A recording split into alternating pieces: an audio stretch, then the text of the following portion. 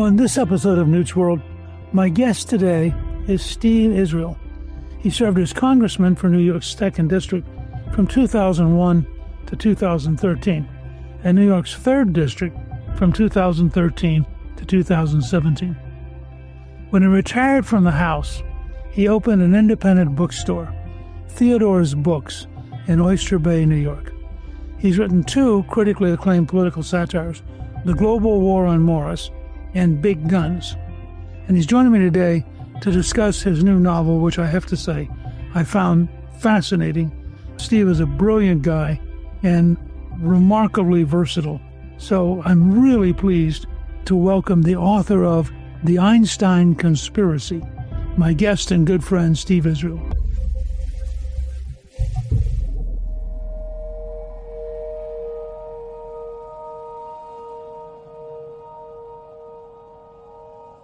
Steve, welcome, and thank you for joining me in Newt's World. Mr. Speaker, what an honor it is for me to be on. And had somebody told me when I entered Congress as a Democrat in 2000 that one day I'd be conversing with you about books, I would have told them that they were out of their minds. This is really special. Thank you.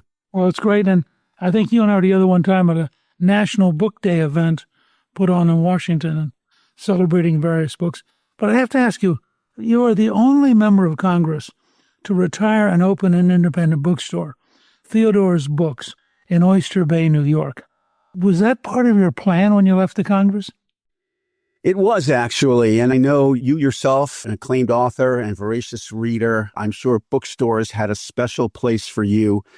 They sure did for me. When I would travel anywhere in the U.S. or on congressional delegations abroad, my scheduler would always put on my schedule the name and address of the closest bookstore.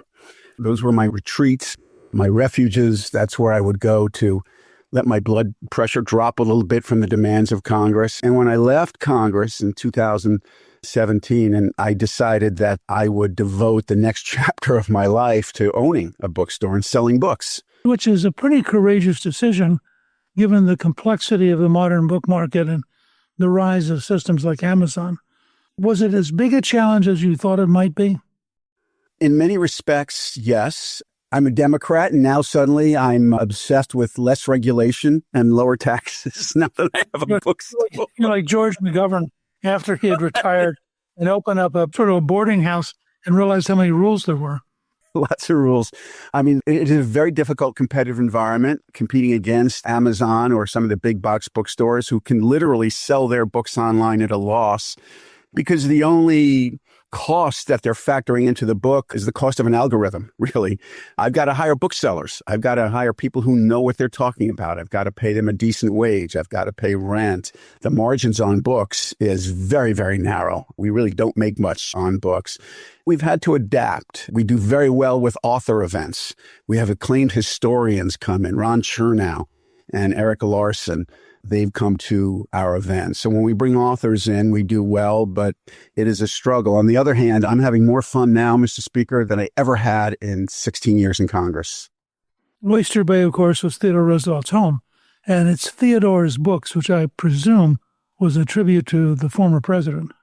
That's exactly right. His home, Sagamore Hill, is less than a mile from our store. And everything about Oyster Bay, and I invite you to come when you have an opportunity, everything about Oyster Bay is Theodore Roosevelt because that's where he shopped. That's where he went to the drugstore. His Masonic Lodge was there. It's where he ate. And what better name for a bookstore in Theodore's hometown than Theodore Roosevelt? By the way, when he died at Sagamore Hill, he left 7,000 books on his shelves, and they're still there. So let me ask you, though, you get out of Congress, you write 2 critically acclaimed political satires, The Global War on Morris and Big Guns. Well, that sort of makes some sense because that is your background. And then all of a sudden, my door is darkened by the Einstein Conspiracy. I want to start right off and just say to all of our listeners, The Einstein Conspiracy is a terrific book. And anybody who has any interest in the most important scientists of the 20th century and an extraordinary time in history will find The Einstein Conspiracy just draws you in. It's remarkable. What led you from political satire to suddenly writing this kind of a historical mystery wrapped around a famous personality. Yes.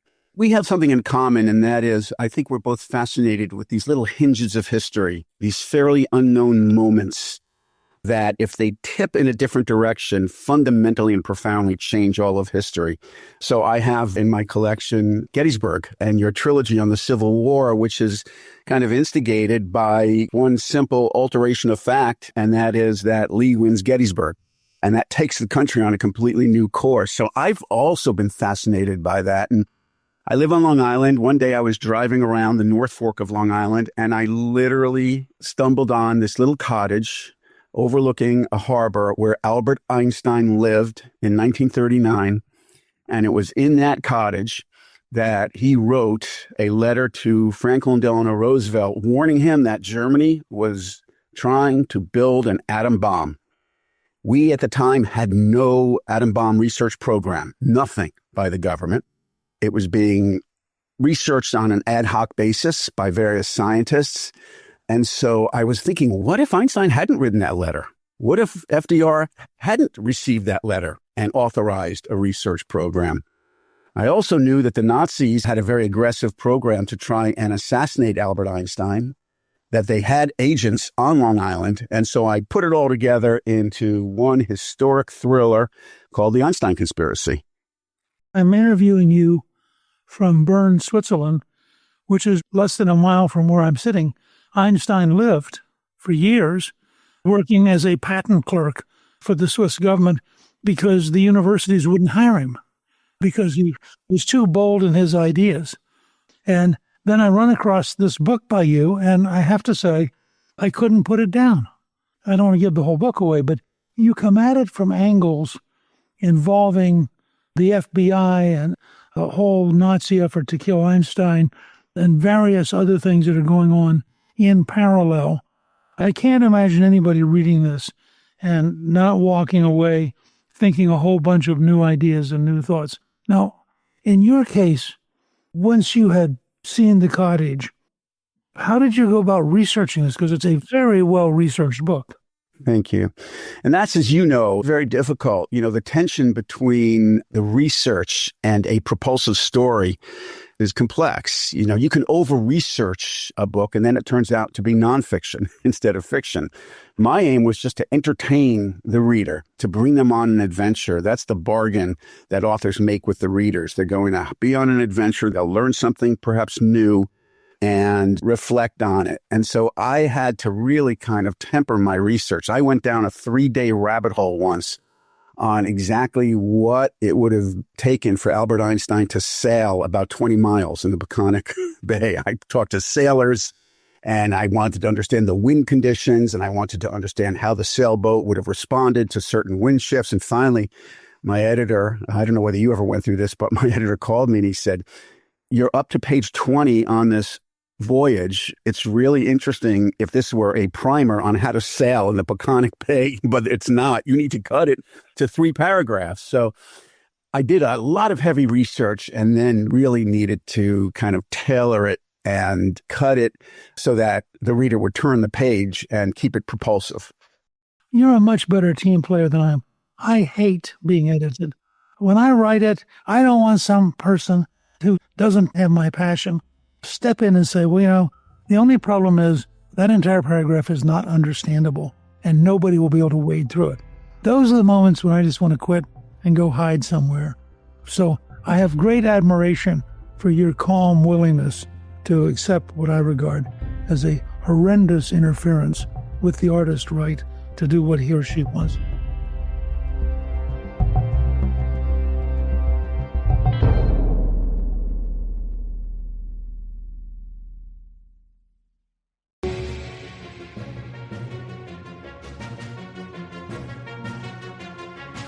I don't know if this was deliberate, but you actually, in my mind, have 3 different kinds of insights. One is Einstein himself as a personality and the things he was doing and his speech at the New York World's Fair. And I mean, there's just a lot about Einstein I didn't know. And then second, you have the whole challenge of the FBI, which is increasingly engaged in anti-Nazi activities and trying to track down both from a sabotage standpoint and from a spying standpoint, what the Nazis are up to in that period. And then third, you do a terrific job. And I'm curious how much of this is built out of that kind of historic research and how much it was just a novelist keeping us amused. Your description of the village, for example, that was very, very pro-Nazi, network of people who were actively anti-American and pro-Hitler, that third track in some ways was as interesting as anything else in the book. Well, thank you for saying that. For me, that was the most chilling to write, this little village.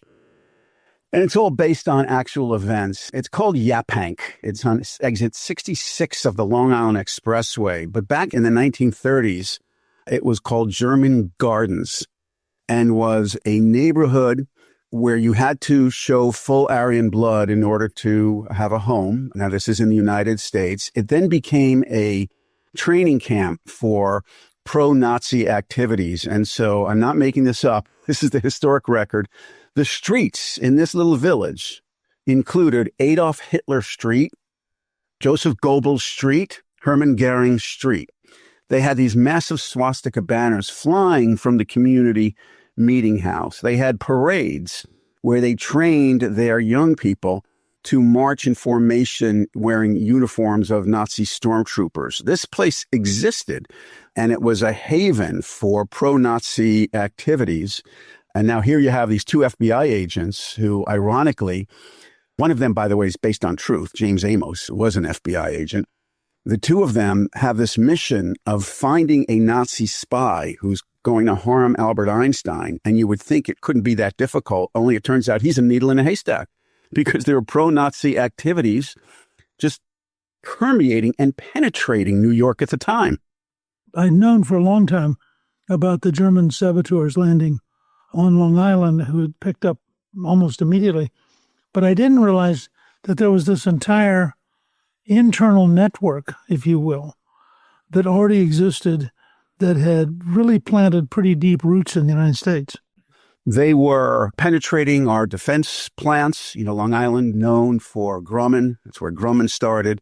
Republic, Fairchild. We were the backbone of the defense industry during World War II and after. It was very easy for a Nazi spy to get a job as a custodian, as a janitor in one of those plants and find blueprints.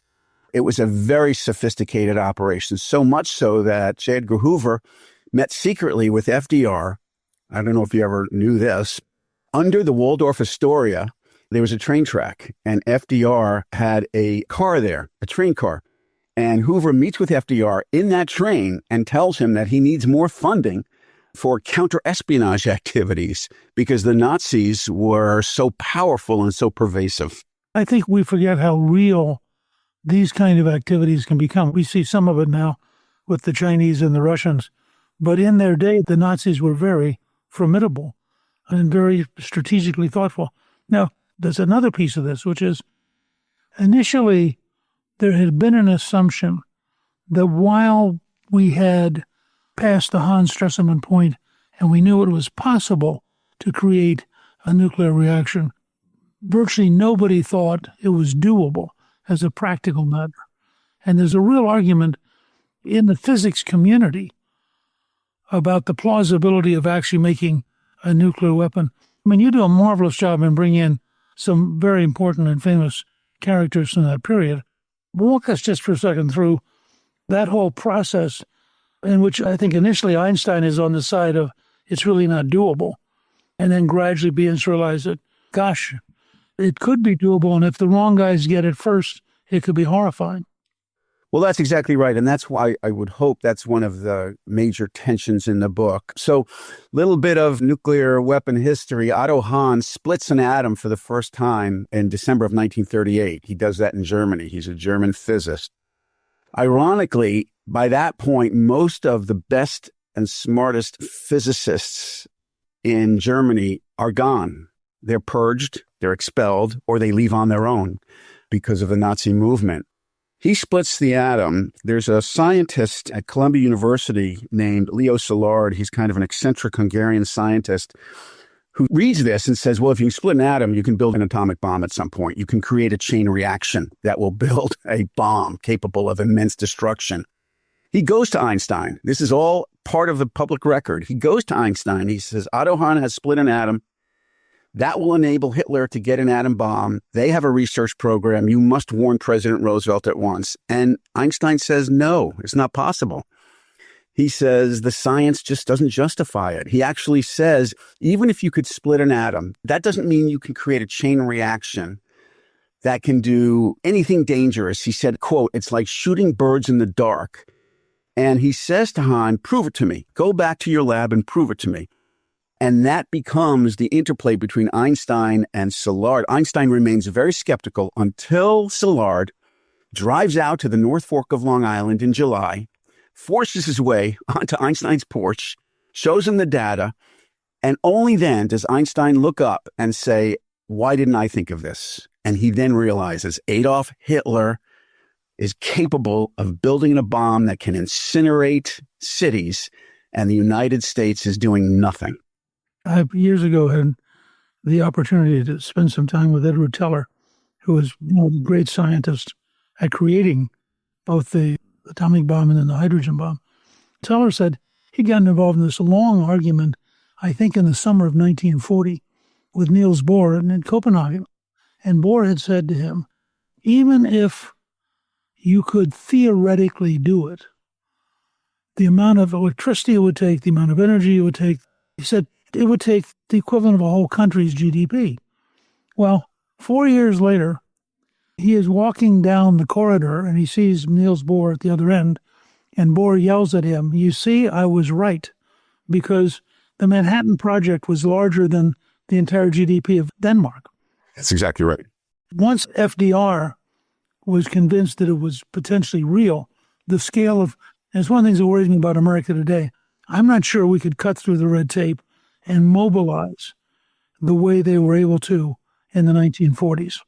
This is a moment in time where the American government just realized we're not debating, we're not deliberating, we're not regulating. We just need to do this. And it happens only because Einstein writes that letter.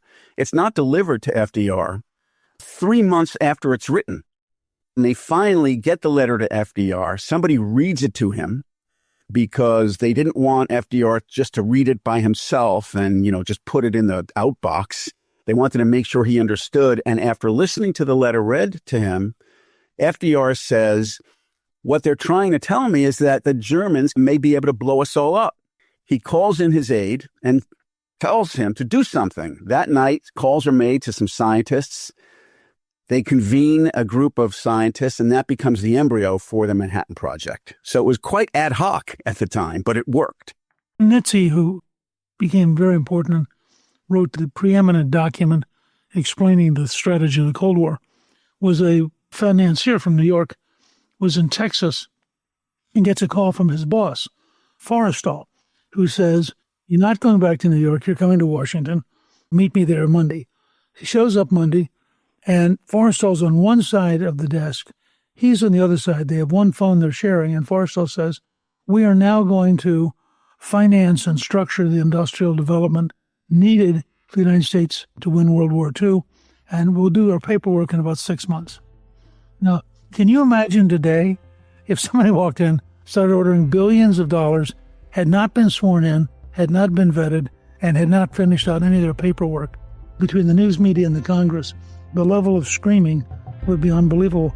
And in 39, 40, 41, that's the way they were working. That's exactly right.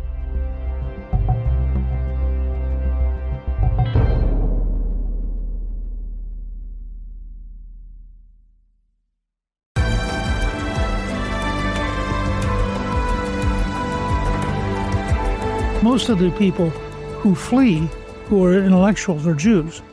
And Einstein actually holds on pretty long and leaves in 33 as Hitler's taking power.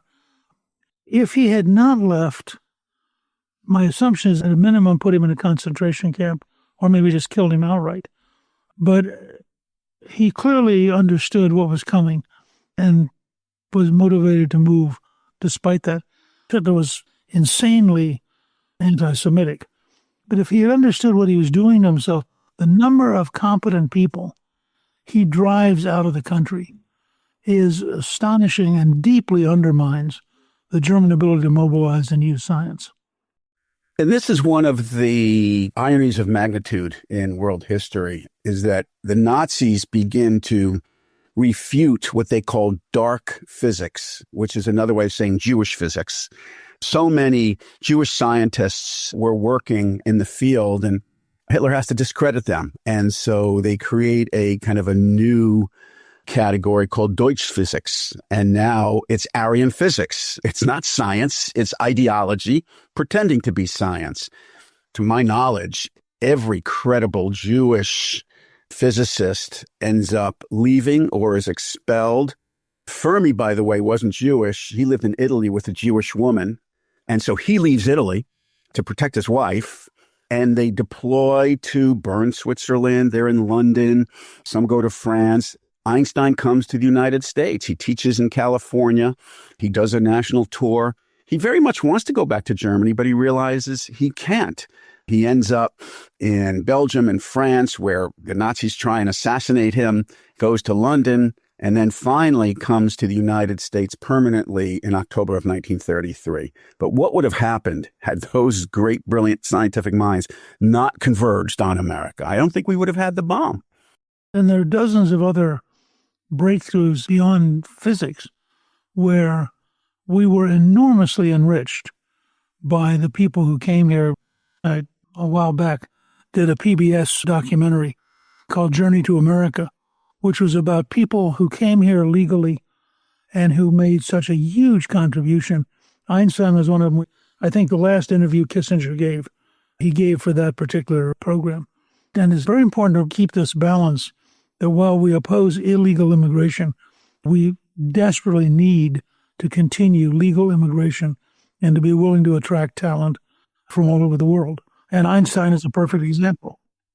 Yeah, Szilard as well. You know, the guy who actually convinced Einstein was this kind of mad Hungarian scientist who wins a Nobel Prize, comes up with the concept of nuclear fusion, literally standing in front of a stoplight in London that changes from green to red, has this epiphany. When the Reichstag burned, he reportedly went into a bit of a trance, saw the Holocaust coming, packed 2 bags and fled Berlin, and ends up ultimately in Pupin Hall at Columbia University, which is still there. It's amazing. And of course, Fermi ends up at the University of Chicago. He's in Chicago. He also spends time in Pupin Hall. You have this extraordinary convergence of Wigner, Szilard, Fermi, and others who are working on the 8th floor of Pupin Hall, or at least that's where Szilard's office was, trying to figure out whether splitting a neutron can create a chain reaction and whether that chain reaction can amount to anything. I know you're just now launching the book, and you share my sad understanding that you have to spend as much time selling the book as you spend writing it. But having said that, do you have an inkling yet of what the next book will be? I do. There's a character in the book who is an FBI agent named James Amos. James Amos was a real person, fascinating guy. He was the second African-American to be a special agent in the FBI, the second. In real life, he starts working for Theodore Roosevelt as a caretaker to his children in the White House, then becomes his, quote, manservant, then becomes his bodyguard, then becomes his confidant, and spends Roosevelt's last day and night with him at Sagamore Hill. He becomes this extraordinary FBI agent. He takes down Nazi spy rings. He disrupts Murder Incorporated, and he dies in obscurity in 1954.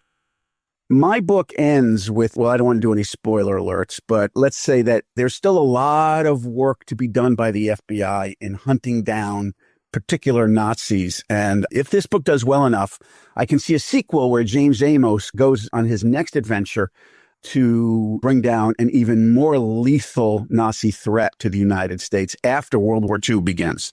Well, of course, you have the right kind of personality. Who knows how many adventures he might be in over the course of the next decade. As long as people will buy the book, it's remarkable what you can then get done. Well, I have a good instructor because Gettysburg led to a couple of fascinating sequels and other alternate histories and other periods of time. So you know how to do it. Most of my work has been nonfiction, and I find fiction dramatically more difficult, which is why I'm so impressed with your book, The Einstein Conspiracy. Saturday, November 29th, is Small Business Saturday. Talk just a little bit about what is Theodore Books going to do to celebrate Small Business Saturday? Theodore Books has managed to recruit a very solid author to sign books on that day, and his name is Steve Israel. So that's good. So it's good when you own a store. You can set yourself up for book signing. I'll tell you, I love the notion of shopping local. We have now a bookstore, Mr. Speaker. People come in. Your book, March to the Majority, is still on the shelves. People come in. They can read Gingrich. They could read Adam Schiff. They're there not to scream, but to learn and to have civil discourse. And I love the locality of the place. I want to thank you for joining me. This has been delightful as I thought it would be. Your new book, The Einstein Conspiracy, is available now on Amazon and in bookstores everywhere, including Theodore's Books in Oyster Bay, New York. And I should mention to our listeners, theodoresbooks.com. You have a holiday gift guide right there on the home page. So theodoresbooks.com. Steve, thank you so much for joining me. Thanks, Mr. Speaker. It's an honor. Thank you to my guest, Steve Israel. Newt's World is produced by Gingrich 360 and iHeartMedia. Our executive producer is Garnsey Sloan. Our researcher is Rachel Peterson. The artwork for the show was created by Steve Penley. Special thanks to the team at Gingrich 360. If you've been enjoying Newt's World, I hope you'll go to Apple Podcasts and both rate us with 5 stars and give us a review so others can learn what it's all about. Join me on the Substack at Gingrich360.net. I'm Newt Gingrich. This is Newt's World.